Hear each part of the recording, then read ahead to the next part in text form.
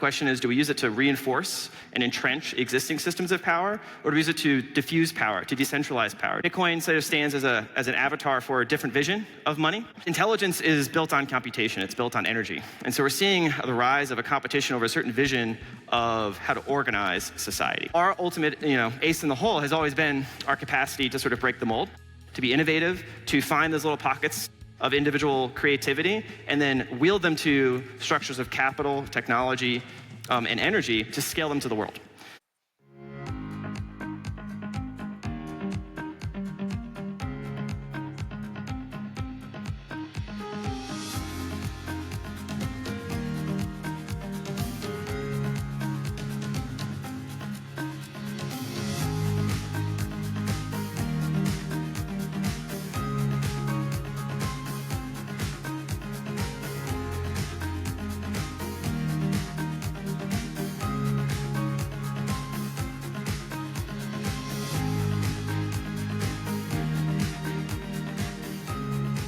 A round of applause for Matt Pines.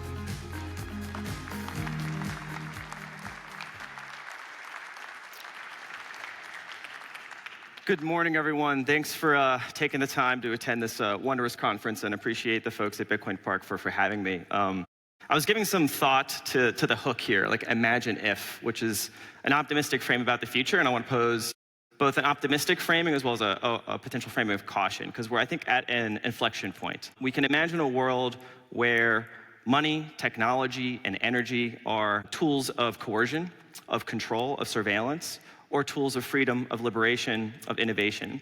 And I think we're going to be forced to pick a path.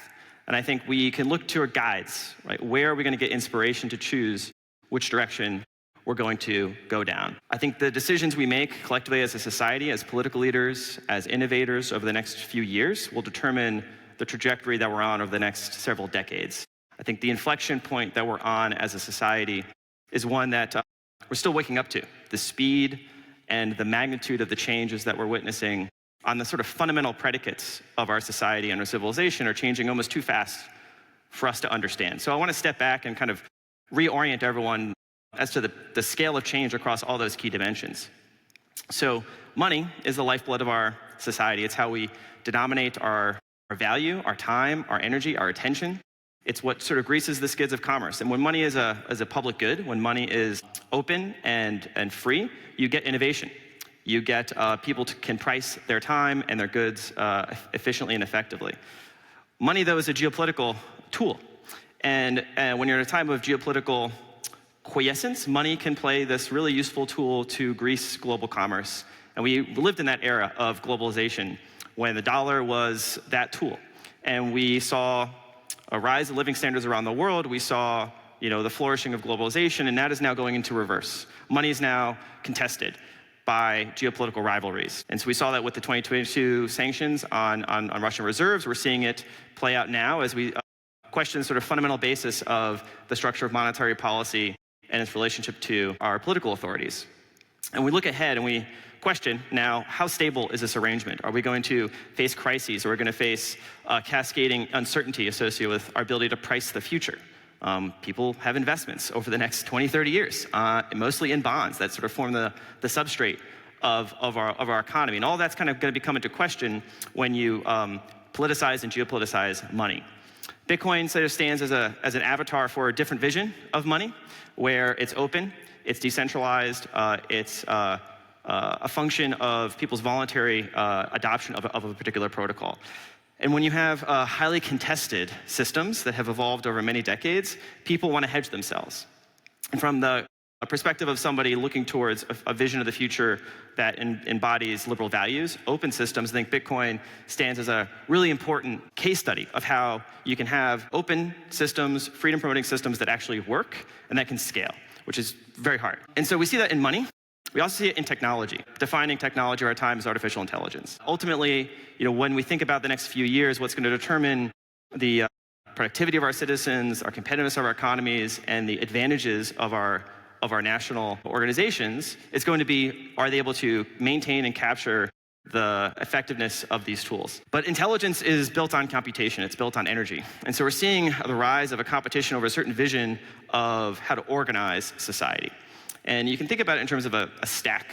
And everyone's trying to get sovereign on this stack. Nation states are trying to get sovereign from the energy layer, to the compute layer, to the intelligence layer, and the monetary layer. So if you want to be sovereign as a country in the 21st century, you have to be sovereign all the way up that stack. And the powerful countries can do that. And the countries that have a lot of financial capital are trying to buy themselves into that sovereign stack. So you like countries like the Emirates, as an example, lots of financial capital, and they're trying to quickly acquire the relevant compute in terms of GPUs, and then access to the frontier AI, and they're also the ones leading the adoption of Bitcoin. They also have a lot of gold. So countries at that level, kind of middle powers that are trying to calibrate between US-China geopolitical rivalry, are rushing to become self-sovereign on these key dimensions. The question that I have, and I would sort of pose to our political leaders and our innovators, is how much can we push that type of sovereignty down to everyone?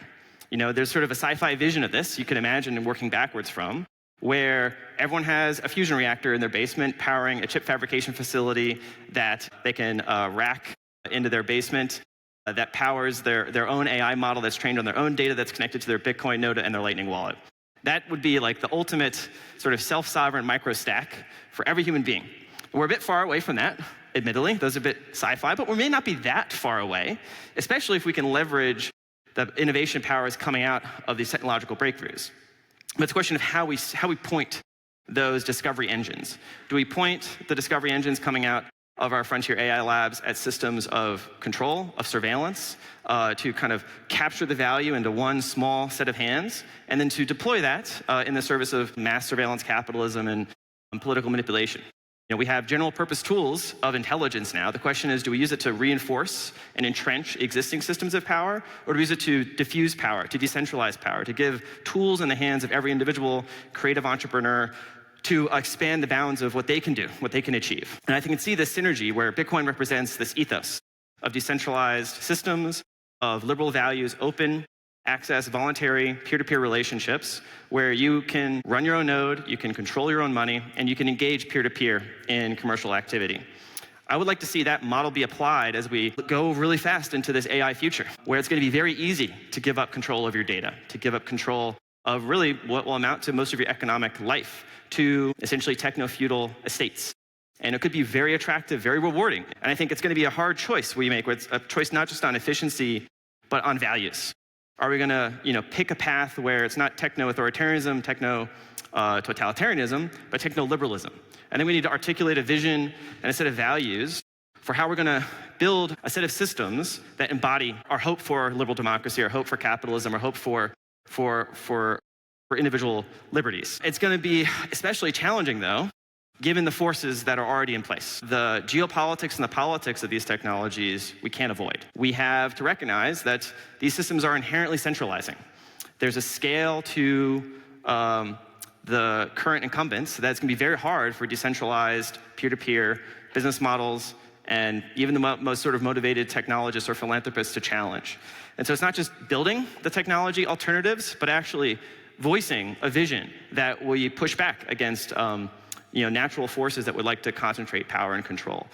And so this is kind of the challenge, I think, of our next few years, is looking ahead, imagining a future that is going to be maximally rewarding to our collective security and our collective well-being, and then stitching together a set of policies that the government can choose to adopt without giving up what they view as the essential advantages and the geopolitical race that is on. When you're in a zero-sum battle, you tend to want to have control. You want certainty.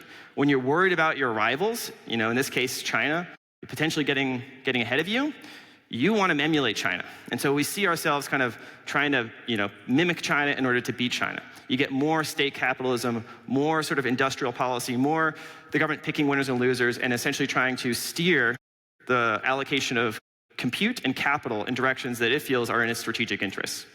And there's a reasonable case to be made that there are, high leverage places for that to be wielded. But the end result of that is, the US is not going to be able to out-totalitarian or out-authoritarian or out-control a system China.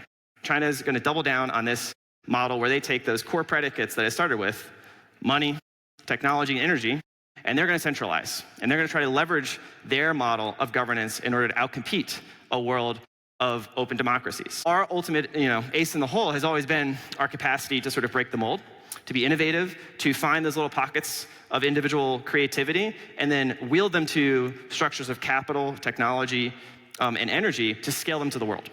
And I think if we stick to that vision, if we have confidence in our values, I think we can win this race for the 21st century. But it's not a foregone conclusion. We have a lot of tempting pressures on us to take short-term gain in exchange for long-term potential strategic risk and compromising our values. And I think this is why Bitcoin stands as a really important example for us to follow. When we have decentralized systems that work at scale, when they become kind of boring, right? When they just work.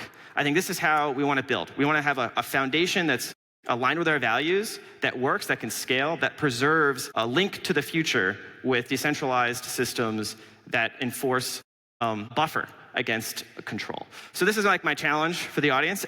Go back to your politicians and ask these questions. Are they thinking about how AI, energy, and Bitcoin fit together? What are their policies? How are they anticipating the changes that are coming down the next few years? And what are they doing locally to ensure that their communities are going to thrive? Thank you.